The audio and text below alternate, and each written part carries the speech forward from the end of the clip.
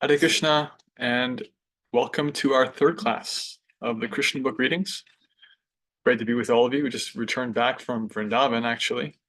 And we're going to go back to Vrindavan in the form of transcendental sound. Jai. Hare Krishna. So without further ado, let's pass the baton to Kishori.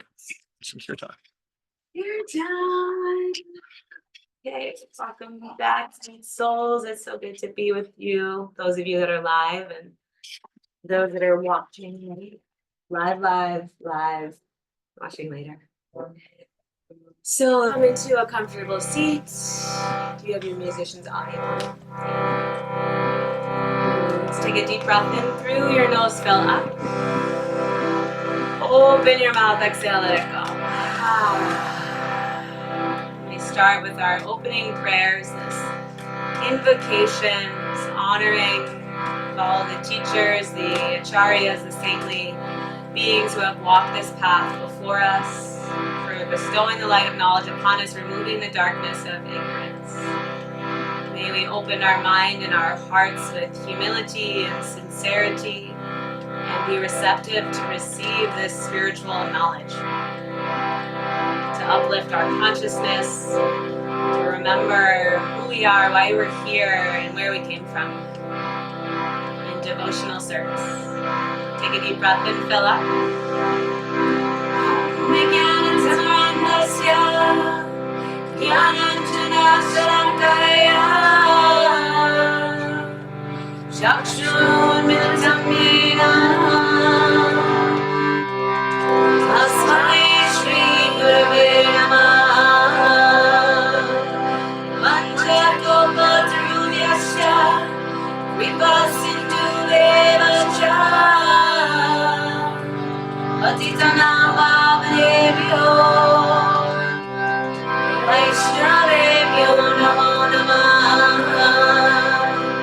Jaya Shri Krishna Chaitanya Prabhu Nityananda Shri Advaita Shri Vasari Gaura Bhakta Vrinda Hare Krishna Krishna Krishna Hare Hare Hare Rama Rama Rama Hare Hare.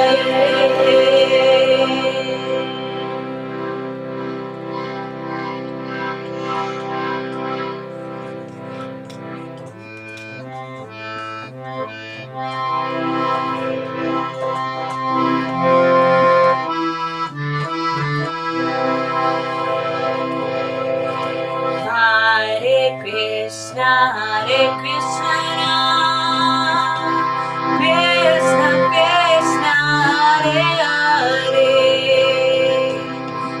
Hare Rama Rama Rama Hare Hare. Bolo Hare Krishna Krishna Krishna Hare Hare Hare Rama Rama Rama Hare Hare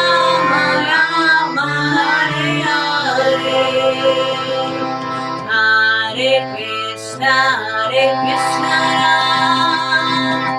Krishna Krishna Hare Hare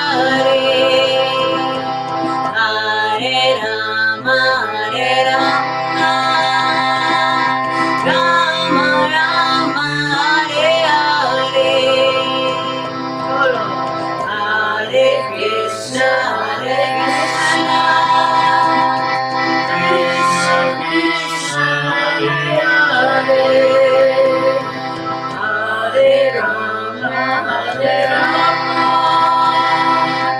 Rama Rama Hare Hare Hare Krishna Krishna Krishna Hare Hare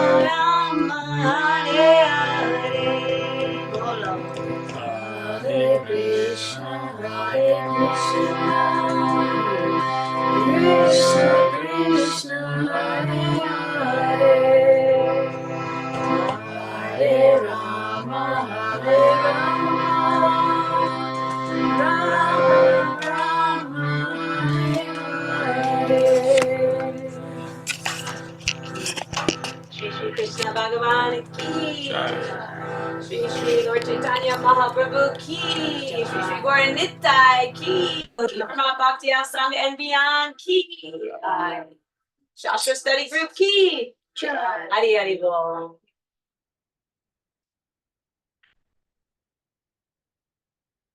Om Jnana Timirantasya Jnananjana Shlakaya Chakshurunmilitam Yena Tasmai Shri Gurave Namaha. Jai Shri Krishna Chaitanya Prabhu Nityananda Shri Advaita Gadadhara Srivasadi Gaura Bhaktivinoda Hare Krishna Krishna Krishna Hare Hare Hare Rama Rama Rama Hare Hare. Hare Krishna. Great. It's so good to be back with everyone. Can you all hear me online? Audio is good. Great. Hare Krishna. So we're back from Vrindavan and we're going right back into Vrindavan. So we've been through the first 5 chapters of the Krishna book. Krishna book, of course, is Krishna himself, the supreme personality of Godhead, the original personality of Godhead, and his pastimes. And they're chronological. So does anyone want to share any reflections? Anything that's came up in their readings, that's come up in their listening to the recordings? I know Leanne had a couple nice reflections in the WhatsApp group earlier. Just anything to start us off about Krishna's early pastimes. I can kind of get the ball rolling. We heard about how the earth planet approached Brahma for help, and Brahma prayed, and Krishna told them, I'm going to appear. The demigod's going to come in my family, so be prepared. And we heard about the demigods offering prayers to Krishna in the womb of his mother, Kamsa and his atrocities, Kamsa with his demoniac mentality and how he tried to kill his own sister, Devaki. and how Vasudev, through his quick thinking, made a promise to save them. And now they're imprisoned, and systematically, one after the other, Kamsa has been killing their children, and Krishna has just been born now. And yeah, that's the first 4 chapters right there. Anything come to mind? It's been a few weeks.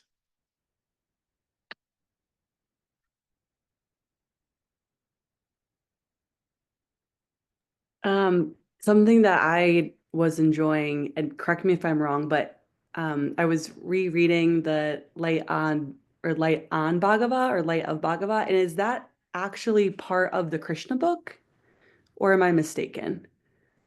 You're correct. Yeah, the So Krishna that book itself. so that was just really, I just really enjoyed that. I was like, wow, I decided to pick that up, and I didn't realize that that was, is encompassed in it. So that was really cool to me. Yeah, Light in the Bhagavad we snuck in between 2 other books, and we had a lot of fun with it. And it's one chapter from the 10th canto of the Srimad Bhagavatam. It's like chapter 22 or something. It's I think the chapter is called Description of Vrindavan in the rainy season. And this 10th canto is what the Krishna book is. 10th canto is the biggest, it's the longest canto of the Srimad Bhagavatam. It's 90 full chapters.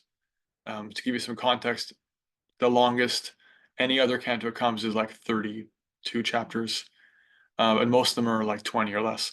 So it's bigger, and it's the focus of the whole Srimad Bhagavatam is Krishna's own pastimes. And we mentioned this when we started this Krishna book kind of reading class, is that Prabhupada paused his own translations of the Srimad Bhagavatam verse by verse to go jump ahead to give us the 10th canto, and that's what we call the Krishna book, is this prose presentation of the 10th canto. So we have the 10th canto in verse translation that Prabhupada got through to the 13th chapter before he left his body. Then we have the Krishna book, which is the entire 10th canto. Like summarized. Yeah, summarized in story form. Yeah. And mixed with Krishna Prabhupada's own commentary. And then we have that one chapter that's the Light of the Bhagavad, which he wrote a commentary on before he ever came to the West, for in the hopes of presenting it at a conference in Japan, which never panned out. He couldn't get any donations to go, but we all get the book and we enjoyed it. So good catch. I was just gonna say, like, this has been such an amazing experience, like learning from you, Shamya, like with such a variety of texts where there's like, nectar of instructions a little bit more heavy and like a little more dense, and nectar devotion is a little different. And then like as kind of vibing off of what Julia just said, like there's this sweetness of like the Light of the Bhagavad, and like this is now like it's like you kind of get into like there's humor, like this is Krishna's play. And so it's like the sweetness that helps us form this relationship with Krishna, in addition to all the other things that are part and parcel to our lineage. Like it just makes you smile. Like I mean, I definitely smiled in Nectar of Devotion a couple of times, but like you're just smiling like the whole time you're reading Krishna books. So I just think it's just a beautiful, like how you lined up text for us, and now kind of in some ways not culminating here, but like being able to now dig in with all of that back knowledge that you've given us. It's just been such a gift. And again, it's kind of like this sweetness of bhakti that, can sometimes maybe get lost if you're focusing on some of the other stuff. And it really brings that spice into the conversation and into the practice. Thank you. Yeah, Krishna's pastimes are very rich. They contain all the pure spiritual essence of emotion. One of Krishna's names is Lila Purushottama, which means the supreme enjoyer of pastimes. That as Krishna, as in his original forms, Krishna, like we're hearing, he's Lila Purushottama. He's enjoying pastimes. He's the best enjoyer of pastimes. So you have this most refined expression of the, like you mentioned, nectar devotion. That's Rupa Goswami's helping us to understand what the different modes of relationship are with Krishna and how to operate within that. And when you're getting into something like the 10th canto and Krishna book, it's that in action. It's here's Krishna with his parents. Here's Krishna joking around with his friends. Here he is stealing butter. And here he is as the supreme master, supreme servant. And really, many of our acharyas have given commentaries in the 10th canto. Sanatana Goswami, Vishwanath Chakravarti Thakur, Jiva Goswami, Srila Bhaktisiddhanta Bhaktivinoda Thakur, Srila Prabhupada. And it's because there's so much depth. And there are also many other hidden pastimes. Actually, Krishna has unlimited pastimes. And in different kalpas, different ages, he'll manifest this variety or that variety or what have you. And our acharyas have given some of that in their commentaries too. So definitely there's a lot of richness there. And all of that structure and logic and intellectual understanding is to create the foundation for which to appreciate the rasa, the experience of love that's being shared in this 10th canto. Thank you.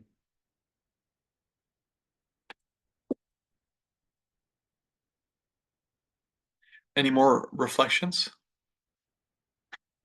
Preambles? One thing that I feel like it gives, just the few chapters we've read, almost a human perspective on things. Vasudev, just the level of surrender and trust that he has, and in Krishna, and the supreme personality of Godhead, and it just, that's what kind of speaks to me, is that's what surrender is really trusting and listening and understanding that we aren't the controller, and someone, quote unquote, is looking out for us. We know that we can look to something more powerful, and we can trust in something more powerful. So I think that that's one thing that I feel like is so beautiful about this, is that, that it's true that through these stories, we can actually put ourselves in that position, just similar to Arjuna. Thank you. That's going to come up again and again. There's a lot of prayers in the 10th canto, and a lot of basically the relationship of the devotees with Krishna is all important, and that comes up again and again. And that there's no access point to Krishna otherwise. Krishna is always in relationship with his devotees. There's no separating them. So for us, we're grateful for that. And this 10th canto is like example after example of devotees relating, and sometimes there's prayers, and sometimes there's like, intense emotional experiences, and it creates that background that lets their, as you said, surrender, trust, those aspects really kind of shine.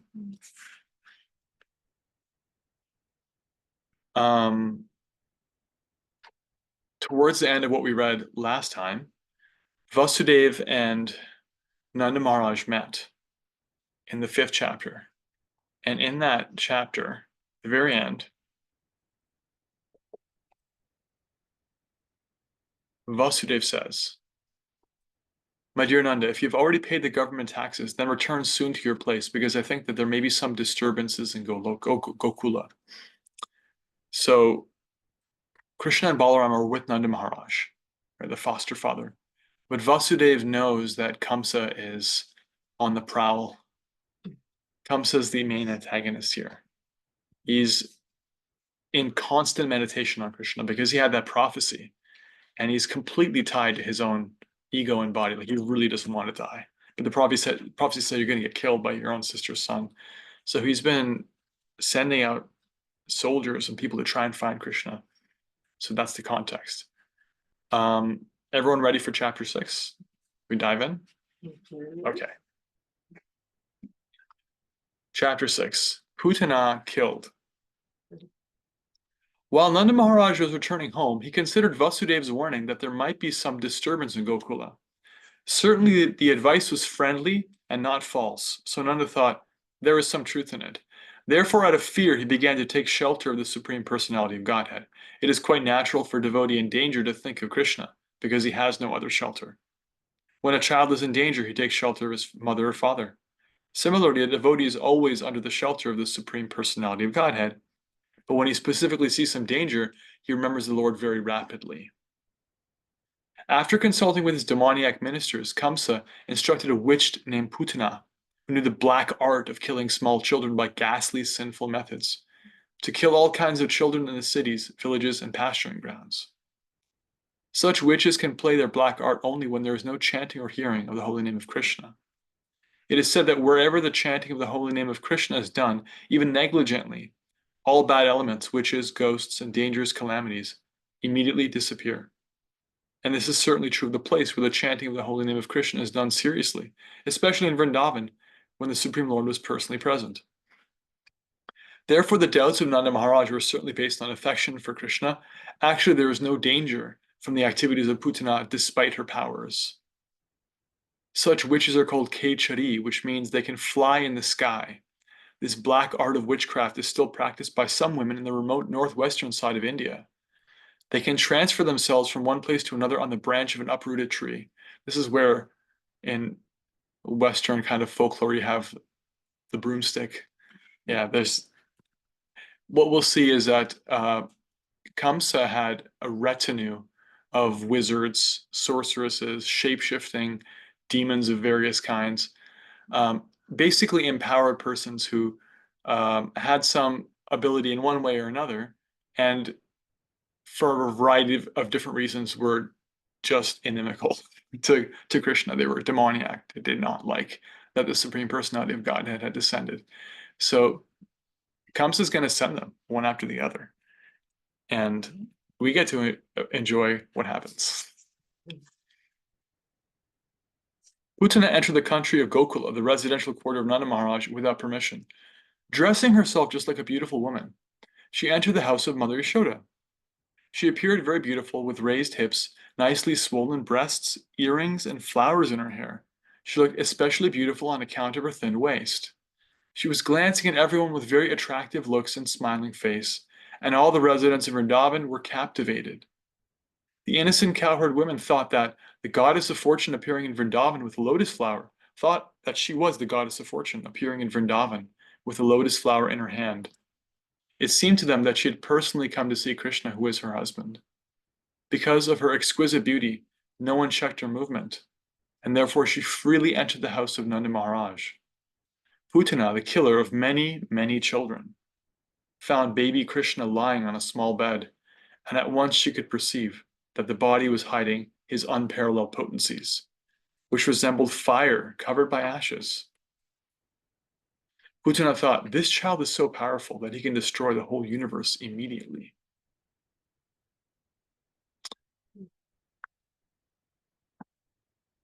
Putana was immediately aware that the child whom she was observing in the house of Nanda Maharaj was the Supreme Personality of Godhead himself.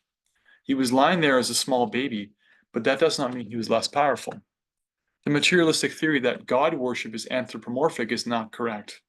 No living being can become God by undergoing meditation or austerities. God is always God. Krishna as a baby is as complete as he is as a full-fledged youth. The Mayavad theory holds that the living entity was formerly God, but has now become overwhelmed by the influence of Maya. Therefore, the Mayavadis say that presently he is not God, but when the influence of Maya is taken away, he will again become God. This theory cannot be applied to the minute living entities. The living entities are minute parts and parcels of the Supreme Personality of Godhead. They are minute particles or sparks of the original fire. So these sparks can be covered by the influence of Maya, but the original fire, Krishna, cannot.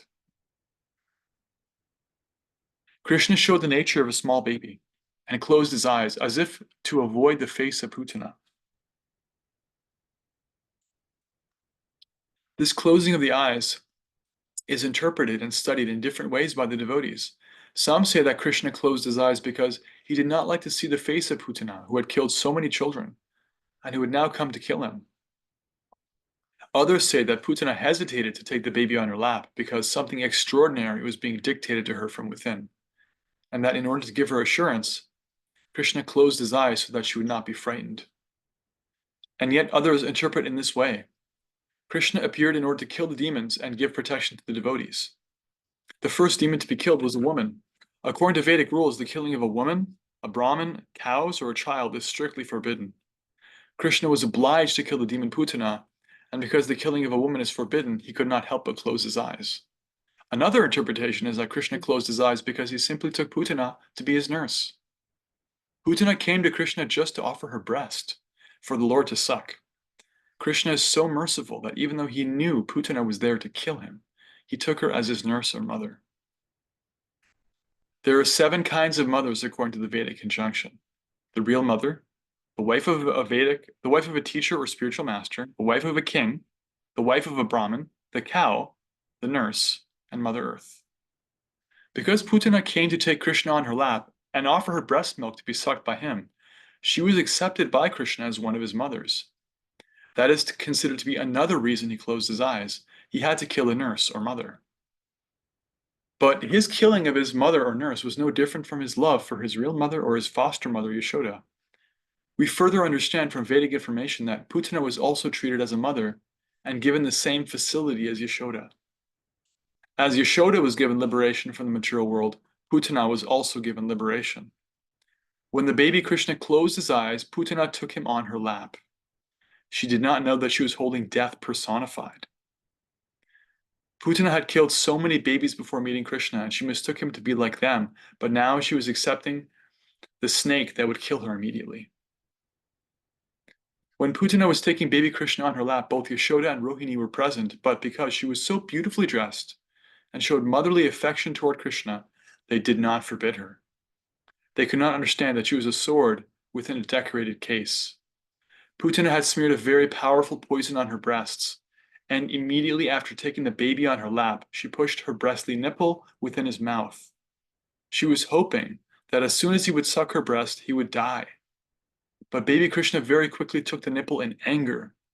He sucked the milk poison along with the life air of the demon. Krishna is so merciful that because the demon Putana came to offer her breast milk to him, he fulfilled her desire and accepted her activity as motherly. But to stop her from further nefarious activities, he immediately killed her. And because the demon was killed by Krishna, she got liberation. As Krishna pressed her breast extremely hard and sucked out her very breath, Putana fell down on the ground, spread her arms and legs, and began to cry, "Oh child, leave me, leave me!" She was crying loudly and perspiring, and her whole body became wet. As she died screaming, yeah. As she died screaming, there was a tremendous vibration on the earth and in the sky, on the upper and lower planets, and in all directions. And people thought that thunderbolts were falling. Thus, the nightmare of the Putana witch was over, and she assumed her real feature as a great demon. She opened her fierce mouth and spread her arms and legs all over. She fell exactly as Vritrasura did when struck by the thunderbolt of Indra. The long hair on her head was spread all over her body. Her fallen body extended up to 12 miles and smashed all the trees to pieces. And everyone was struck with wonder upon seeing this gigantic body. Her teeth appeared just like plows, and her nostrils appeared just like mountain caves. Her breasts appeared like small hills, and her hair was a vast reddish bush. Her eye sockets appeared like blind wells, and her 2 thighs appeared like 2 banks of a river. All the cowherd men and women became struck with awe and wonder upon seeing this, and the tumultuous sound of her falling shocked their brains and ears and made their hearts beat strongly. When the gopis saw little Krishna fearlessly playing on Putana's lap, they very quickly came and picked him up. Mother Yashoda, Rohini, and the other elder gopis immediately performed the auspicious rituals by taking the tail of a cow and circumambulating his body. The child was completely washed with the urine of a cow. It's actually antibacterial. And the dust created by the hooves of the cows was thrown all over his body. This was all just to save little Krishna from further inauspicious accidents. This incident gives us a clear indication of how important the cow is to the family, society, and to living beings in general. The transcendental body of Krishna did not require any protection. But to instruct us on the importance of the cow, the Lord was smeared over with cow dung, washed with the urine of a cow, and sprinkled with the dust upraised by the walking of the cows. After this purificatory process, the gopis, headed by Mother Yashoda and Rohini, chanted the names of Vishnu to give Krishna's body full protection from all evil influences. So we can actually just imagine as a parent, what it would be like to see, a stranger come apparently to render service to your child, and then they they disappear and are turned into a body 12 miles long of a hideous demoness. And then there's just an earth-shattering sound, and there's your child playing on her lap. It's like, oh my God, this is transcendental anxiety. Could I have some more water? Thank you. There's just this transcendental anxiety. So now, although he's the source of everyone and everything and completely independent and without vulnerability whatsoever, he's going to receive the service of his own mothers. They washed their hands and feet and sipped water 3 times, as is the custom before chanting mantra. They chanted as follows: My dear Krishna, may the Lord who is known as Aja protect your legs. May Lord Maniman protect your knees. May Lord Yagya protect your thighs. May Lord Achyuta protect your upper waist. May Lord Hayagriva protect your abdomen. Narayana protect the core of your heart. May Lord Yogeshwara protect your mind. May Lord Krishna Garbha protect your intelligence. May Lord Govinda protect you from all sides. And when you are sleeping, may Lord Madhava protect you from all danger, etc., etc. Thus, Mother Yashoda chanted different names of Vishnu to protect child Krishna's different bodily parts. Mother Yashoda was firmly convinced that she should protect her child from different kinds of evil spirits and ghosts, namely Dakinis, Yatudhanis, Kushmandas, Yakshas, Rakshasas, Vinayakas, etc., who cause persons to forget their own existence and give trouble to the life heirs and the senses. Sometimes they appear in dreams and cause much perturbation. Sometimes they appear as old women and suck the blood of small children. But no such ghosts and evil spirits can remain where there is chanting the holy name of God. Mother Yashoda was firmly convinced of the Vedic injunctions about the importance of cows and the holy name of Vishnu. Therefore, she took all shelter in the cows in the name of Vishnu, just to protect her child Krishna. She recited all the holy names of Vishnu so that he might save the child. Vedic culture has taken advantage of keeping cows and chanting the holy name of Vishnu since the beginning of history. And persons who are still following the Vedic ways, especially the householders, keep at least 12 cows and worship the deity of Lord Vishnu who is installed in their house. Persons who are advancing in Krishna consciousness should take instruction from this pastime and also be very interested in cows and the holy name of Vishnu. Vishnu, of course, is Krishna's expansion. The elder gopis of Vrindavan were so absorbed in affection for Krishna that they wanted to save him, although there was no need to, for he had already protected himself. They could not understand that Krishna was the Supreme Personality of Godhead playing as a child. After performing the formalities to protect the child, Mother Yashoda took Krishna and let him suck her breast. When the child was protected by Vishnu mantra, Mother Yashoda felt that he was safe. In the meantime, all the cowherd men who had gone to Mathura to pay tax returned home and were struck with wonder at seeing the gigantic dead body of Putana. Nanda Maharaj recalled the prophecy of Vasudeva and considered him a great sage and mystic yogi. Otherwise, how could he have foretold an incident that happened during his absence from Vrindavan? After this, all the residents of Vraja cut the gigantic body of Putana into pieces and piled it up with wood for burning.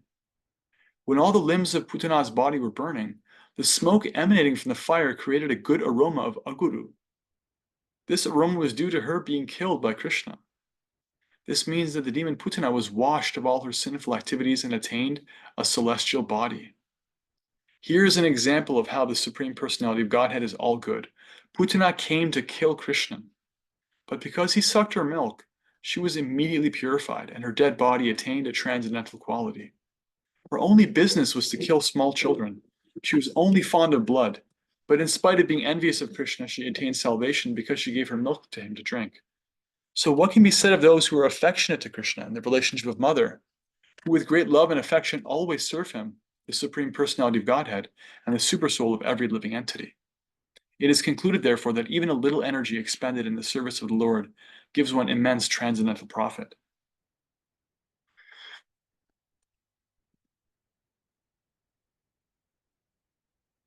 This is explained in Bhagavad Gita. Devotional service in Krishna consciousness is so sublime that even a little service rendered to Krishna, knowingly or unknowingly, gives one the greatest transcendental benefit. The system of worshiping Krishna by offering flowers from a tree is also beneficial for the living entity, who is confined to the bodily existence of that tree. When flowers and fruits are offered to Krishna, the tree that bore them also receives much benefit indirectly.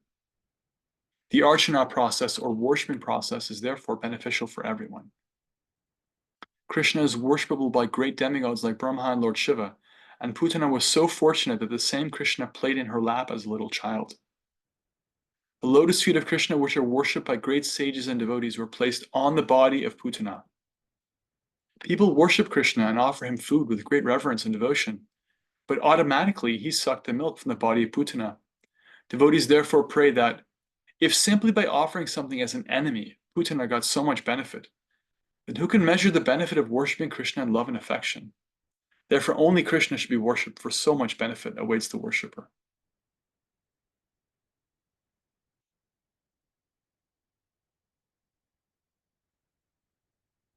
When all the inhabitants of Vrindavan smelled the good aroma from the smoke of the burning Putana, they inquired from each other, where is this good fragrance coming from? And while conversing, they came to understand that it was the fumes of the burning Putana. They were very fond of Krishna, and as soon as they heard that the demon Putana had been killed by Krishna, they offered blessings to the little child out of affection. After the burning of Putana, Nanda Maharaj came home and immediately took up the child on his lap and began to smell his head. In this way, he was quite satisfied that his little child was saved from the great calamity. Srila Shukadeva Goswami has given a blessing to all persons who hear the narration of the killing of Putana by Krishna. They will surely attain the favor of Govinda. Thus ends the Bhaktivedanta purport of the 6th chapter of Krishna, Putana killed. Jai. So Bhaktivinoda Thakur has mentioned in one of his books that all the different demons that Krishna kills in Vrindavan actually represent certain qualities. It's described that for the living entity who's trying to approach Krishna, there are a few things that are under our power to remove from our own hearts. And Bhaktivinoda Thakur says that those are characterized by the 2 demons that Balaram will kill. Krishna kills several demons, and Balaram kills 2. And those qualities have to do with willfully holding on to bad habits and basically not applying ourselves in spiritual life. There's more, but like that.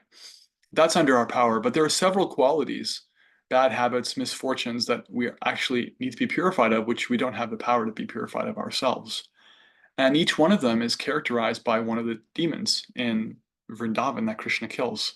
So the Putana demon represents the false teacher, the one who comes in the guise of nourishing you, but actually gives bad advice. So we can see this in the form of like sectarianism, Bhaktivinoda Thakur says, institutional over affiliation with institutionalism, like this sect or that sect, the bad teacher, the false guru, the one who actually claims to help you come closer to God, but is just presenting bad, false knowledge. So unfortunately, it's increasingly common in the age of Kali. And Bhaktivinoda Thakur says that just as Krishna kills these demons, and just as these obstacles to auspiciousness in our spiritual life are meant to be removed by Krishna, hearing these pastimes actually purifies us in these particular ways. So if anyone's ever feeling particular challenge, they can refer to that. We can send a list in the WhatsApp group of to a document where Bhaktivinoda Thakur gives the 1-for-1 of what corresponds to what. You know, there's like the lust demon and the anger demon and like the pride demon, different things like that. So this one was the false guru or sectarianism. How do you all feel after hearing that? I already feel purified. Yeah. There's hope. I was going to say it also kind of makes me sad because, you know, human nature and, you know, in this material world, we like write people off for all kinds of reasons, right? And like Krishna has somebody that's coming to kill him and he like still loves her and still, you know, lifts her up to, you know, the higher planets. So it's like wow, how flawed we are for like silly, stupid things that like, you know, we do in our human relationships. And it's like, my gosh, Krishna, like if somebody's going to come kill me and like live, I wouldn't be like besties with them. I wouldn't like want to necessarily see goodwill in this human body, in this, you know, in this world. And so it makes me sad because there's just, you know, so much that we need to get through to even make, you know, baby steps towards, you know, being fully Krishna conscious. Good point. Yeah. Mundane life is full of petty squabbles. So much pettiness. So much like insignificant disagreement. And Krishna's not like that. It's described that a third-class person will judge you based on your past. Second-class person will judge based on how you are now. But a first-class person will judge you based on your potential. And just your potential. And Krishna is always doing that. And so there's actually a beautiful verse in the third canto of the Srimad Bhagavatam where one of Krishna's very intimate devotees, Uddhava, he's feeling great separation from Krishna because Krishna is about to leave the world, and Uddhava knows it. And Uddhava is missing him tremendously. And he calls out this verse, Aho bakiyang stanakal kudhang, jikang sayayapayat apyasadvi, lebhegating tatruchitang tatonyang kangva dayalu sharanang vrajema. Alas, how could I take shelter of anybody more merciful than he, who gave supreme shelter, his own loving service, to Putana, who, although completely violent and dishonest and came as a killer, Krishna granted a position as a mother in the spiritual world. That's what the verse says. And it's a famous verse because it comes up later in Lord Chaitanya's pastimes. Another devotee glorifies that verse. Basically, Uddhava is saying what you're saying is like, this is absurd. He's giving himself away because she had like, there's intention, there's action, right? And sometimes somebody comes with the right intention, the right action. That's good. Sometimes somebody comes with the right action and the wrong intention, like Putana. It's like, yeah, I'm going to feed you, but I'm going to feed you so you can die. And Krishna's like, it's okay. You came to feed me, so you're like mom. I will give you a position as a mother in the spiritual world, no problem. What? Sometimes somebody comes with the right intention, the wrong action. It's like they're trying to serve Krishna and they make one of a billion different devotional like mistakes. Like, oh, I put this in the wrong order, or this is unclean, or that. It's like I'm wearing this or the wrong time. It's like wrong place. It's like I'm not pronouncing the mantra properly. Yeah, I mean, okay, Krishna accepts it. And sometimes somebody comes with the wrong action, the wrong intention, and Krishna is still trying to see their potential and help them along. It's a very high thing. And we see that also in our acharyas. The more advanced the devotee is, the more capacity they have to bridge the gap between wherever somebody is and what their real potential is. Because they can see this person is destined for service to Krishna. This person is actually part and parcel of Krishna. Everything else is just insignificantly, just passing through. Everything else is just like smoke and mirrors, a will-o-the-wisp. It doesn't matter. And, you know, like Prabhupada going into 1965 New York in the Bowery, getting heroin addicts off the street and engaging them in pure devotional service after having taken a ship from Vrindavan. That's the kind of thing that devotees can do in that consciousness that we get from Krishna, because Krishna has that vision.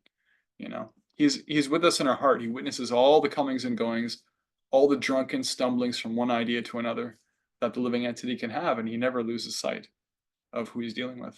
So it's sobering because, you know, we don't really do that in our material situations. We're very sectarian. You know, what have you done for me lately? I also was thinking about it from the perspective that he did kill her though, right? And then liberated her. So there's also there's space for like, you can set a boundary, right? Like you can. Yeah, You Prabhupada know, said that in order to stop her from her nefarious activities. Right. Because she had a habit of killing babies. Like she needed to be stopped. That wasn't tolerable. Like that wasn't okay.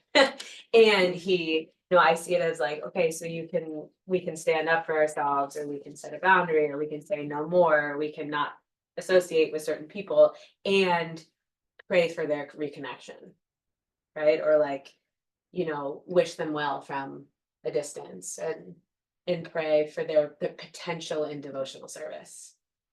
Right? So there's like, he's sort of teaching us that too.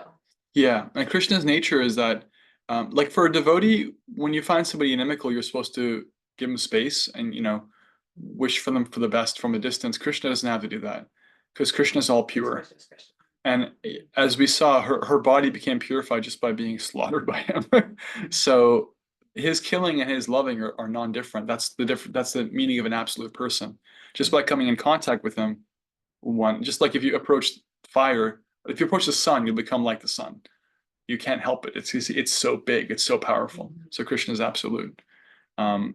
And one of the qualities that Krishna displays as Krishna, that he doesn't always display in one of his incarnations, Vishnu, Varahadev, what have you, is that anyone he kills or anyone who dies in his presence, including everyone at the Battle of Kurukshetra, for example, they're all, because he's there with Arjuna, they all go back to Godhead, whether they're qualified to or not. Otherwise, it doesn't matter.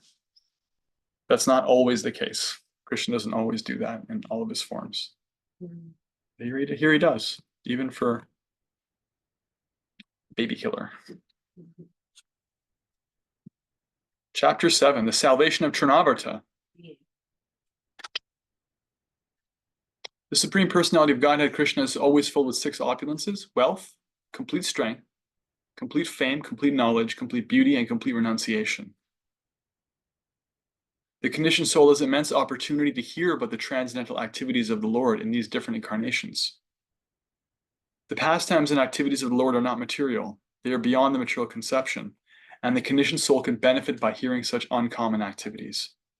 Hearing is an opportunity to associate with the Lord. To hear his activities is to evolve one's transcendental nature simply by hearing. The conditioned soul has a natural aptitude to hear something about other conditioned souls in the form of fiction, drama, and novel. That inclination to hear something about others may be utilized in hearing the pastimes of the Lord. Then one can immediately evolve his transcendental nature.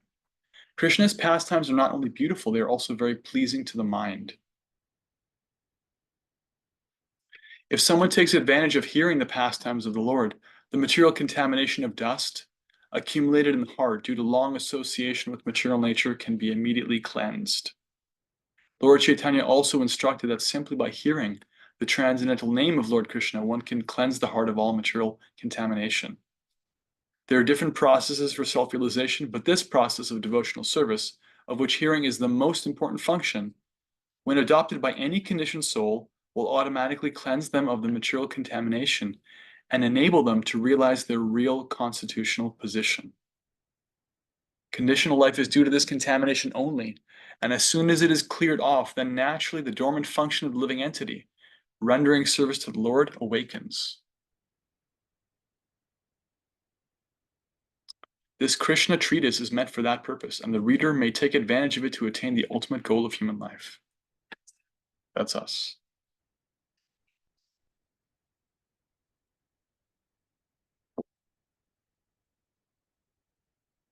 When Krishna grew up a little more, he began to turn himself backside up. He did not merely lie down on his back. And another function was observed by Yashoda and Nanda Maharaj, Krishna's first birthday. They arranged for Krishna's birthday ceremony, which is still observed by all followers of the Vedic principles. Krishna's birthday ceremony is observed in India by all Hindus, irrespective of different sectarian views. All the cowherd men and women were invited to participate in the jubilant celebration. A nice band played, and the assembled people enjoyed it. All the learned brahmanas were invited, and they chanted Vedic hymns for the good fortune of Krishna. During the chanting of the Vedic hymns and playing of the bands, Krishna was bathed by Mother Yashoda. This bathing ceremony is technically called Abhisheka, and even today it is observed in all the temples of Vrindavan on Janmashtami Day, or the birthday anniversary of Lord Krishna. That's in late August. On this occasion, Mother Yashoda arranged to distribute a large quantity of grain, and first-class cows decorated with golden ornaments were made ready to be given in charity to the learned, respectable brahmanas. Yashoda took her bath and dressed herself very nicely, and taking child Krishna duly dressed and bathed on her lap, she sat down to hear the Vedic hymns chanted by the brahmanas. While Mother Yashoda was listening to the chanting of the Vedic hymns, the child appeared to be falling asleep, and therefore she very silently laid him down on the bed. Being engaged in receiving all the friends, relatives, and residents of Vrindavan on that holy occasion, she forgot to feed the child milk. He was crying, being hungry, but Mother Yashoda could not hear him cry because of the various noises. The child, however, became angry because he was hungry and his mother was not paying attention to him. So he lifted his legs and began to kick his lotus feet just like an ordinary child. Baby Krishna had been placed underneath the hand-driven cart, and while he was kicking his legs, he accidentally touched the wheel of the cart and it collapsed. Various kinds of utensils and dishes made of brass and other metals had been piled up in the handcart, and they all fell down with a great noise. The wheel of the cart separated from the axle, and the spokes of the wheel were all broken and scattered hither and thither. Mother Yashoda and all the gopis, as well as Maharaj Nanda and the cowherd men, were astonished as to how the cart could have collapsed by itself. All the men and women who were assembled for the holy function crowded around and began to suggest how the cart might have collapsed. No one could ascertain the cause, but some small children who were entrusted to play with baby Krishna informed the crowd that it was due to Krishna's striking his feet against the wheel. They assured the crowd that they had seen how it had happened with their own eyes, and they strongly asserted the point. Some were listening to the statement of the small children, but others said, "How can you believe the statements of these children?" The cowherd men and women could not understand that the all-powerful personality of Godhead was lying there as a baby, and that he could do anything. Both the possible and impossible were in his power. This breaking of the cart also represents a certain quality. Bhaktivinoda Thakur talks about, I don't remember which one. While the discussion was going on, baby Krishna cried. Without remonstration, Mother Yashoda picked up the child on her lap and called the learned Brahmins to chant holy Vedic hymns to counteract the evil spirits. At the same time, she allowed the baby to suck her breast. If a child sucks the mother's breast nicely, it is to be understood that he is out of all danger. After this, all the stronger cowherd men put the broken cart in order, and all the scattered things were set up nicely as before. The Brahmins thereafter began to offer oblations to the sacrificial fire with yogurt, butter, kusha grass, and water. They worshipped the Supreme Personality of Godhead for the good fortune of the child. The Brahmins who were present at that time were all qualified because they were not envious. They never indulged in untruthfulness. They were never proud. They were non-violent, and they never claimed any false prestige. They were all bona fide Brahmins, and there was no reason to think that their blessings would be useless. It is said that without being a qualified Brahmin, one should not read the mantras of the Vedas. Here is the proof that the Brahmins were qualified with all the Brahminical symptoms. Maharaj Nanda also had full faith in them. Therefore, they were allowed to perform the ritualistic ceremonies by chanting the Vedic mantras. There are many different varieties of sacrifices recommended for different purposes, but the mantras are all to be chanted by qualified Brahmins. And because in this age of Kali, such qualified Brahmanas are not available, all Vedic ritualistic sacrifices are forbidden. Sri Chaitanya Mahaprabhu has therefore recommended only one kind of sacrifice in this age, namely the Sankirtana Yagya, or the chanting of the Mahamantra, Hare Krishna, Krishna Krishna, Hare Hare, Hare Rama, Rama Rama, Hare Hare. As the Brahmins chanted the Vedic hymns and performed the ritualistic ceremonies for the second time, Nanda Maharaj again gave them huge quantities of grain and many cows. One day, question? Just to circle back on what the cart, picking of the cart Okay, represents? Or do you want me to, sure. the cart demon though? Yeah, there's a, We haven't gotten there yet. no, that's the same. Okay, it represents carrying the burden of a cartload of old and new bad habits, not understanding the purpose of religious principles. It also represents lethargy, dullness, and false pride. Krishna removes this contamination by kicking it aside. Jai. One day, shortly after the ceremony, when Mother Yashoda was patting her baby on her lap, the baby felt too heavy, and being unable to carry him, she unwillingly placed him on the ground. After a while, she became engaged in household affairs. At that time, a servant of Kamsa's known as Trinavarta, as instructed by Kamsa, appeared there in the shape of a whirlwind. I might need the charger. He picked the child up on his shoulders and raised a great dust storm all over Vrindavan, covering everyone's eyes. Within a few moments, the whole area of Vrindavan became so densely dark that no one could see himself or anyone else. During this great catastrophe, Mother Yashoda could not see the baby who had been taken away by the whirlwind, and she began to cry very piteously. She fell down on the ground, exactly like a cow who has just lost her calf. When Mother Yashoda was so piteously crying, all the cowherd women immediately came and began to look for the baby, but they were disappointed and could not find him. Just checking my battery.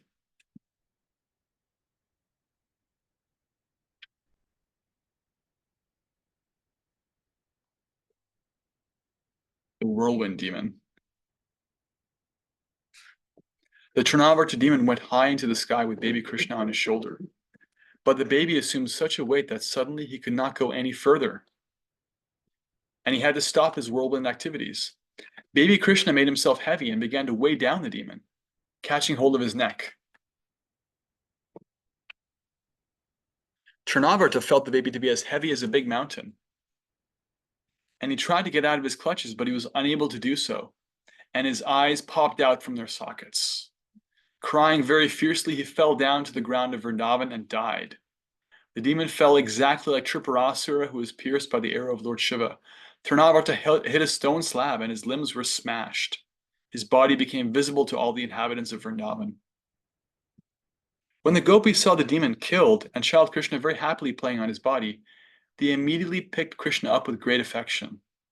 The cowherd men and women became very happy to get back their beloved child Krishna. At that time, they began to talk about how wonderful it was that the demon had taken away the child to devour him, but he could not do so. Instead, he fell down dead. Some of them supported the situation. This is proper because those who are too sinful die from their sinful reactions, and child Krishna is pious. Therefore, he is safe from all kinds of fearful situations.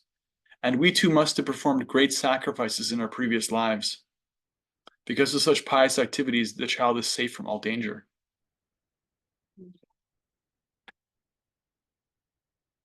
After observing such wonderful happenings, Nanda Maharaj began to think of the words of Vasudeva again and again.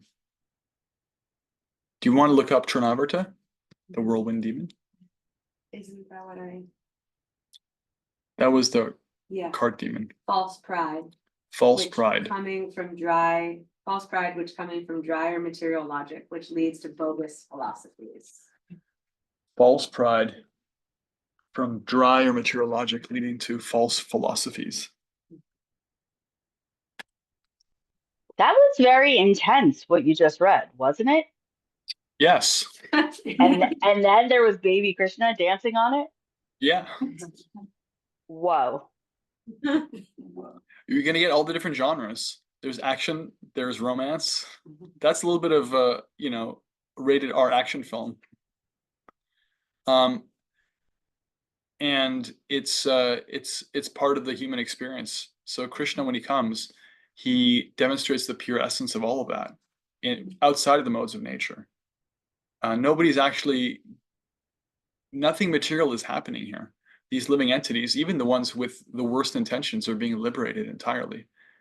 So this is, if you have like an inclination to hear or watch violent movies, you should just watch Krishna kicking butt and hear about that. It's the pure form of that, and it'll cleanse your heart. Whereas just no offense to Arnold Schwarzenegger or who's the latest, I don't know, action. I don't know. It doesn't purify the heart. The Rock. The Rock. Yeah. Krishna is the original rock. So, yeah. And these details are given in Srimad Bhagavatam, they fell from a great height, they splattered. Yeah. After this incident, when Yashoda once was nursing her child and patting him with great affection, there streamed a profuse supply of milk from her breast. And when she opened the mouth of the child with her fingers, she suddenly saw the universal manifestation within his mouth. She saw within the mouth of Krishna the whole sky, including the luminaries, stars in all directions, the sun, moon, fire, air, seas, islands, mountains, rivers, forests, and all other movable and immovable entities. When Mother Yashoda saw this, her heart began to throb, and she murmured within herself, "How wonderful this is." She could not express anything, but simply closed her eyes. She was absorbed in wonderful thoughts. Krishna is showing the universal form of the Supreme Personality of Godhead, even when lying down on the lap of his mother, proves that the Supreme Personality of Godhead is always the Supreme Personality of Godhead. Whether he is manifested as a child on the lap of his mother, or as a charioteer on the battlefield of Kurukshetra. The concoction of the impersonalists that one can become God by meditation, or by some artificial material activities, is herewith declared false. God is always God, in any condition or status, and the living entities are always the parts and parcels of the Supreme Lord. They can never be equal to the inconceivable supernatural power of the Supreme Personality of Godhead. Thus ends the Bhaktivedanta purport of the 7th chapter of Krishna, the salvation of Trinavarta. Chapter 8, Vision of the Universal Form. After this incident, Vasudeva asked his family priest Garga Muni to visit the place of Nanda Maharaj in order to astrologically calculate the future life of Krishna. Garga Muni was a great saintly sage who had undergone many austerities and penances and had been appointed priest of the Yadu dynasty. Nanda Maharaj was very pleased to see him and immediately stood up with folded hands and offered his respectful obeisances. He offered him a nice sitting place, and when he sat down, Nanda Maharaj offered him a warm reception. Addressing him very politely, he said, "My dear Brahmana, your appearance in a householder's place is only to enlighten. We are always engaged in household duties and are forgetting our real duty of self-realization. Your coming to our house is to give us some enlightenment about spiritual life. You have no other purpose in visiting householders." Actually, a saintly person or a Brahmana has no business visiting householders who are always busy in the matters of dollars and cents. The only reason saintly persons and Brahmins go to the place of a householder is to enlighten them.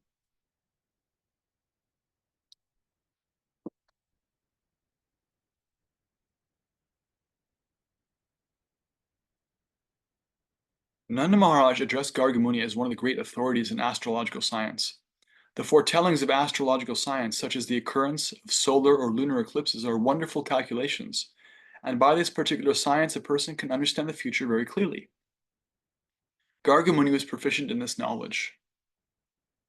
By this knowledge, one can also understand what his previous activities were that are causing him to enjoy or suffer in this life.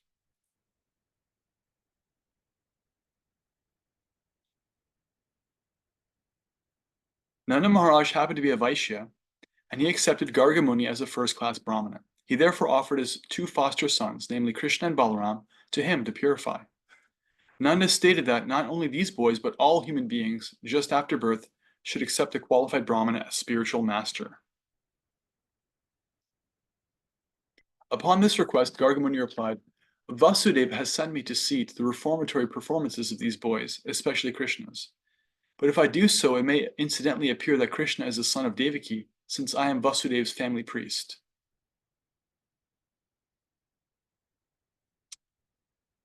Garga Muni indirectly disclosed the fact that Krishna was the son of Devaki. Garga Muni also warned Nanda Maharaj that if he would perform the reformatory ceremony, then Kamsa, who is naturally very sinful, would understand that Krishna was the son of Devaki and Vasudeva.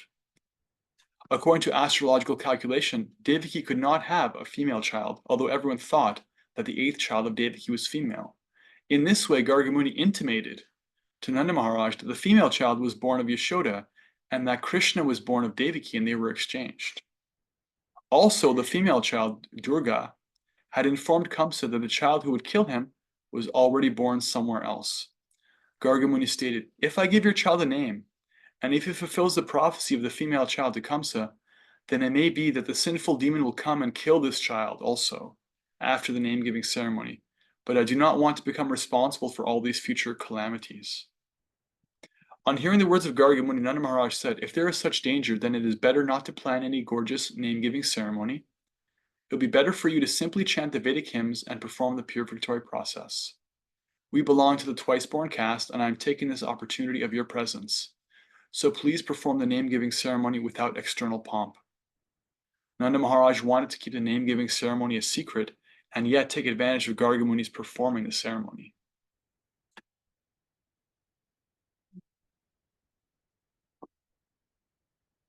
When Garga Muni was so eagerly requested by Nanda Maharaj, he performed the name-giving ceremony as secretly as possible in the cowshed of Nanda Maharaj. He informed Nanda Maharaj that the son of Rohini would be very pleasing to his family members and relatives and therefore would be called Rama. In the future, he would be extraordinarily strong and therefore would be called Baladev. Garga Muni said further, because your family and the family of the Yadus are so intimately connected and attracted, his name will also be Sankarshana.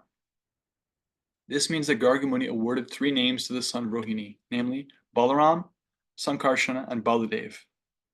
But he carefully did not disclose the fact that Balaram had also appeared in the womb of Devaki and was subsequently transferred to the womb of Rohini. Krishna and Balaram are real brothers, being originally sons of Devaki. Garga Muni then informed Nanda Maharaj, as far as your son is concerned, this child has taken different bodily complexions in different yugas, millennia. First of all, he assumed the color white, then the color red, then the color yellow, and now he has assumed the color black. Besides that, he was formerly the son of Vasudeva, therefore his name should be Vasudeva, as well as Krishna.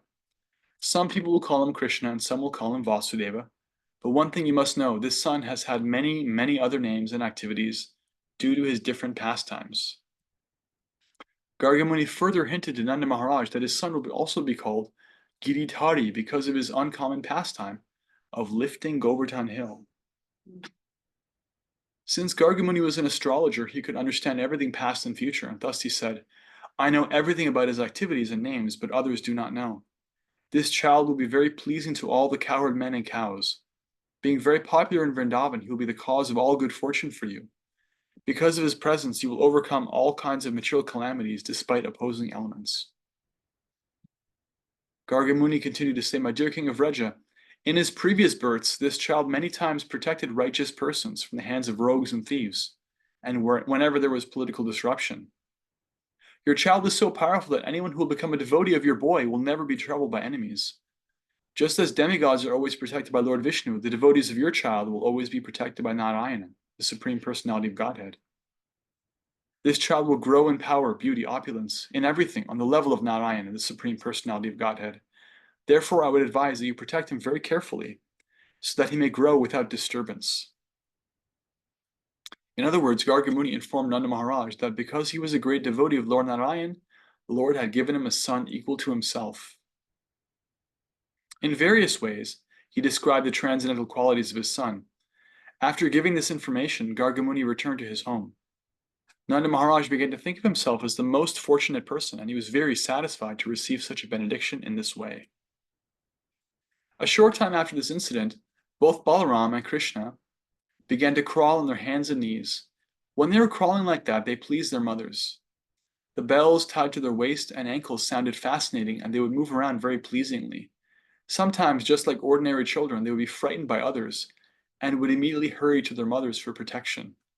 Sometimes they would fall into the clay and mud of Vrindavan and would approach their mothers smeared with clay and saffron. They were actually smeared with saffron and sandalwood pulp by their mothers, but due to crawling over muddy clay, they would simultaneously smear their bodies with clay. As soon as they would come crawling to their mothers, Yashoda and Rohini would take them on their laps and, covering them with the lower part of their saris, allow them to suck their breasts. When the babies were sucking their breasts, the mothers would see small teeth coming in. Thus their joy would be intensified to see their children grow. Sometimes the naughty babies would crawl up to the cowshed, catch the tail of a calf, and stand up. The calves, being disturbed, would immediately begin running here and there, and the children would be dragged over clay and cow dung. To see this fun, Yashoda and Rohini would call all their neighborhood friends the gopis. Upon seeing these childhood pastimes of Lord Krishna, the gopis would be merged in transcendental bliss. In their enjoyment, they would laugh very loudly. Krishna and Balaram were so restless that their mothers, Yashoda and Rohini, would try to protect them from cows, bulls, monkeys, water, fire, and birds while they were executing their household duties. Always being anxious to protect their children and to execute their duties, they were not very tranquil. In a very short time, Krishna and Balaram began to stand up and slightly move on their legs. When Krishna and Balaram began to walk, other friends of the same age joined them, and together they gave the highest transcendental pleasure to the gopis, as specifically to Mother Yashoda and Rohini. All the gopi friends of Yashoda and Rohini enjoyed the naughty, childish activities of Krishna and Balaram in Vrindavan. In order to enjoy further transcendental bliss, they all assembled and went to Mother Yashoda to lodge complaints against the restless boys.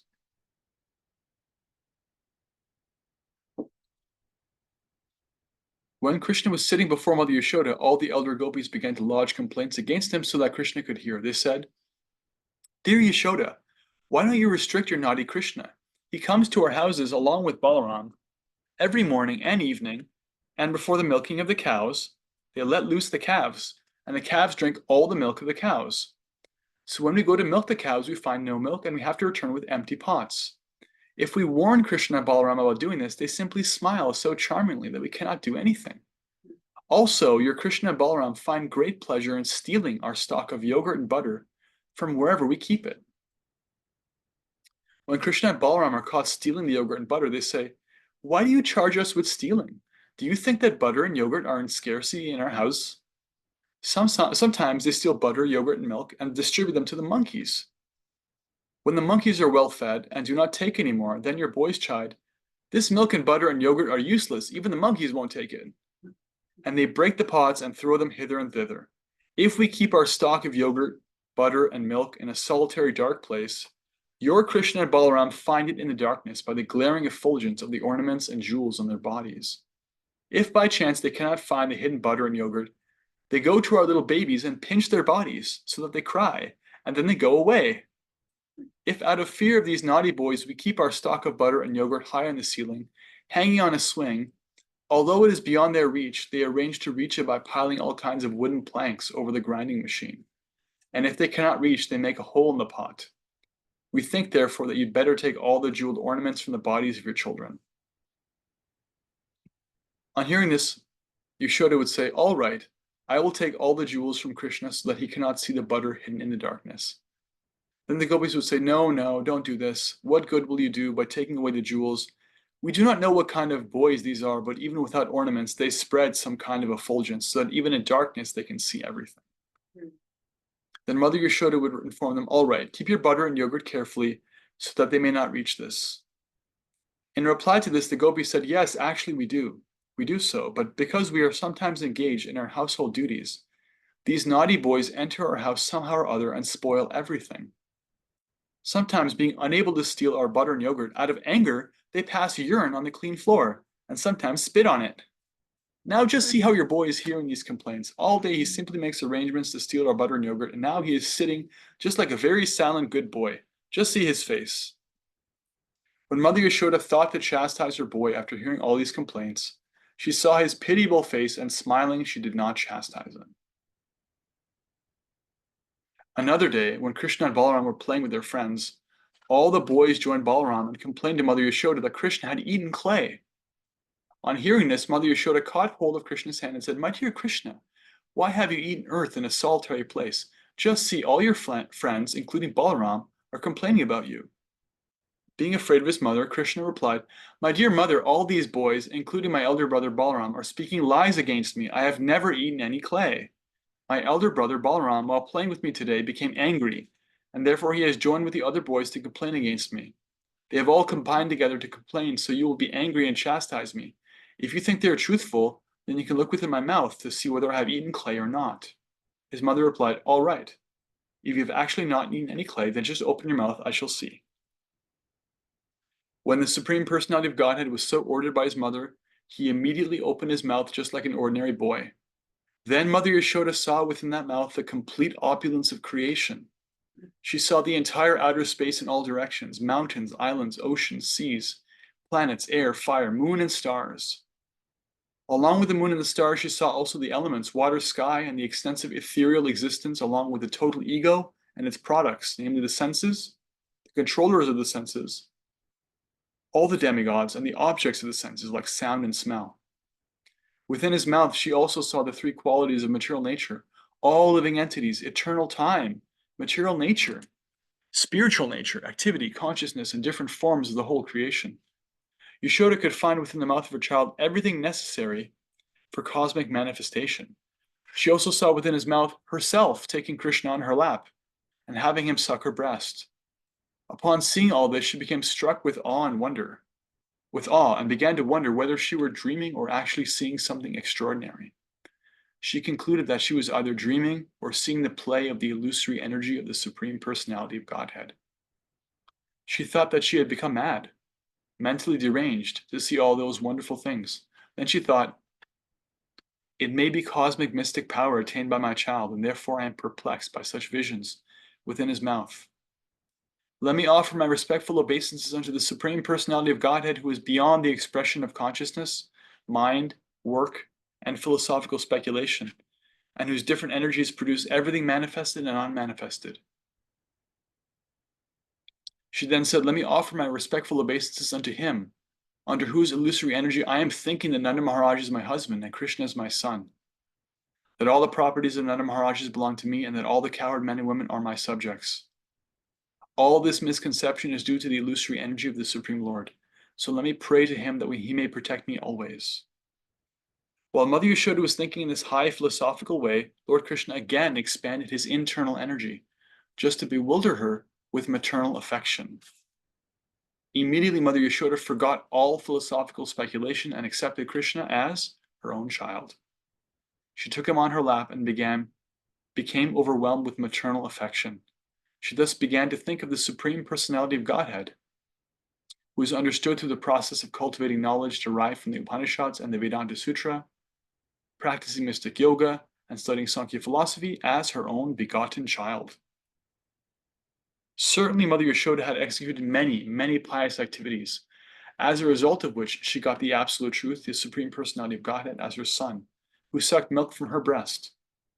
Similarly, Nanda Maharaj also must have performed many great sacrifices and pious activities for Lord Krishna to become his son and address him as father.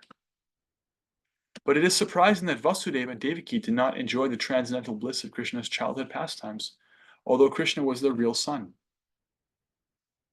The childhood pastimes of Krishna are glorified even today by many sages and saintly persons, but Vasudeva and Devaki could not enjoy such childhood pastimes personally.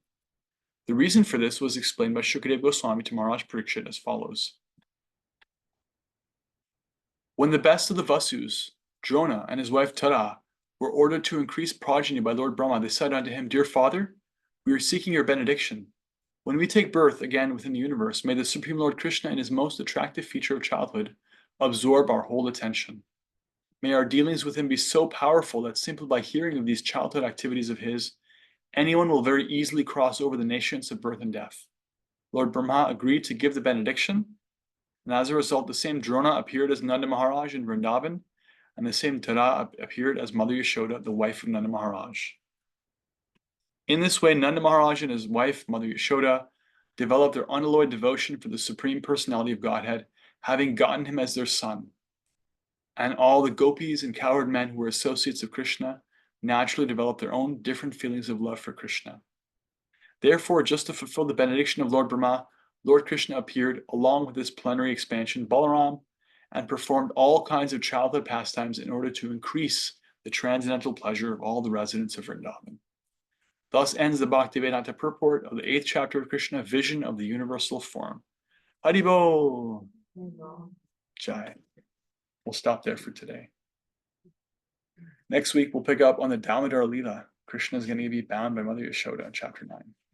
So for this week, read chapters 6 through 8. You can read ahead and leave a comment about what stood out from the Krishna book and from the readings of Krishna's beautiful pastimes. We have Krishna killing Putana, Krishna killing Trinavarta, Krishna overturning the cart. Now he has his first year birthday. He has a name-giving ceremony, Balaram too, and he's accused of eating dirt. He's accused of stealing butter and pinching other people's babies. He's a real piece of work, that Krishna. He's a real piece of work. Yeah, he's a rascal. Krishna Book Ki Jai. Any quick comments, questions, reflections before we End.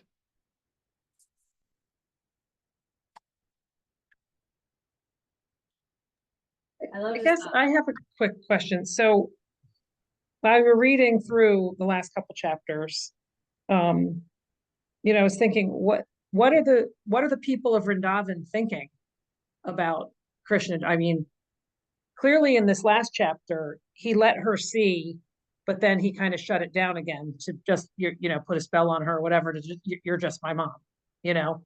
But Yeah. what was there a similar, you know, I don't know what the word I'm looking for is, but was there were people getting wise to the fact that he actually was the the Lord Krishna himself in the baby form, or were they just It comes blown up away? a few times. Because he does superhuman things. And so they ask themselves the question, and they wonder sometimes, and they'll find some other justification, or they'll think, he's very fortunate, or maybe he's a demigod taking birth. The nature of Krishna's pastimes in Vrindavan is that even though he does amazing things, he's still human-like. He's still just very relatable and lovable.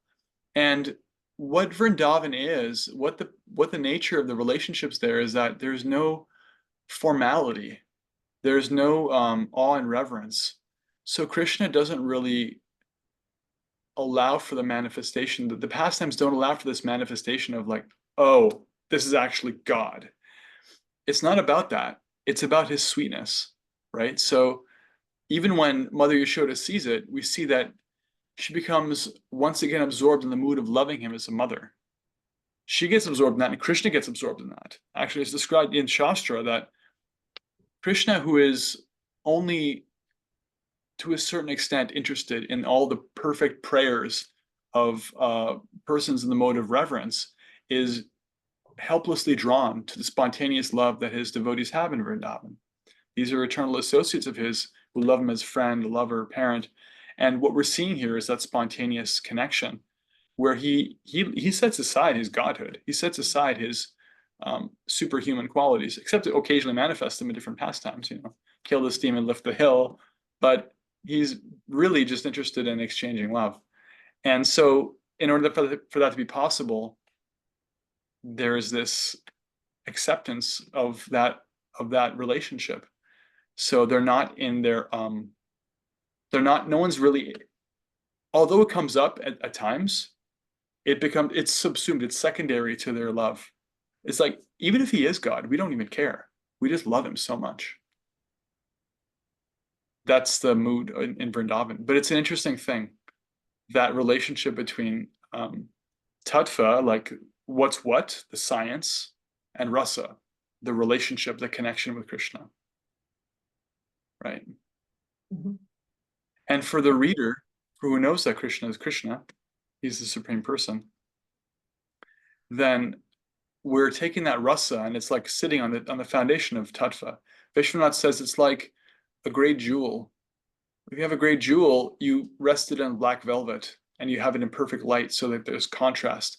The supreme person is completely independent, who's above the modes of nature, who is absolutely without any connection to anything, totally independent, is choosing to make himself totally subservient to his mother. Both are true at the same time, and it's astonishing, and it's very touching to the heart. So you can take it like that. But only briefly does Mother Yashoda really conceive that he's who he is. She's really mostly just like, I have to take care of him. He's such a rascal. If I don't raise him right, he's going to be like going around pinching babies his whole life. He's such a piece of work. This Krishna. She's always in transcendental anxiety about him. Prabhupada said that everyone is thinking of Krishna as the Supreme Father. Oh, please, give us this, give us that. But she's thinking of him as her own son, which is more intimate, actually. Because how much service do we give our parents, right? But how much service do we give our children? The mother gives much more service to the child. They're constantly engaged. So there's a very intimate exchange there. Yeah. So keep your ears kind of and your eyes as you're reading peeled for that kind of dynamic, because it comes up again. Prabhupada addresses it in the course of the Krishna book. Any more quick reflections? Thank you. It's 8:04. Sure. So I'm getting jet lagging right now. Just the closing statement, that last little paragraph in here it's how all of these pastimes, all this Leela, it's all performed for the transcendental pleasure of the residents of Vrindavan. Right? It's like all about that exchanging of love, which, as you've mentioned several times, it's just the sweetness that we get to experience and taste and remember from Krishna, and that the whole 10th canto is like Krishna smiling so that we can fall in love Yeah. with Krishna. Yeah. It's for the residents, and it's also for the end of the 9th canto, before the 10th canto begins. One of the last parts of the 9th canto explains that Krishna's pastimes were for those who were with him, but they're also for anyone who generations afterwards hears. It's like this perpetual echo, because we're all getting attracted to Krishna by that. One of the meanings of Krishna is all attractive. So it's drawing us in. Shy. Okay, let's continue the conversation on WhatsApp. I'd love to hear more comments, reflections, questions. And I know you all too. So let's churn that nectar there. Krishna Book ki jai, Srimad Bhagavatam Canto 10 ki jai, Srila Prabhupada ki jai. And Bharanti Bhakti Sangha and beyond ki jai. Vancha Kalpatrubyascha Chakrabhas Tubhyevja Patisanam Pavanebhyo Vaishnavibhyo Namo Namaha. Antikoti Vaishnavrinda ki jai. Hare Krishna. And thank you to the YouTube crew. And great to be back. Boy, it was pining away. See you soon. Everybody, good night. Rest well.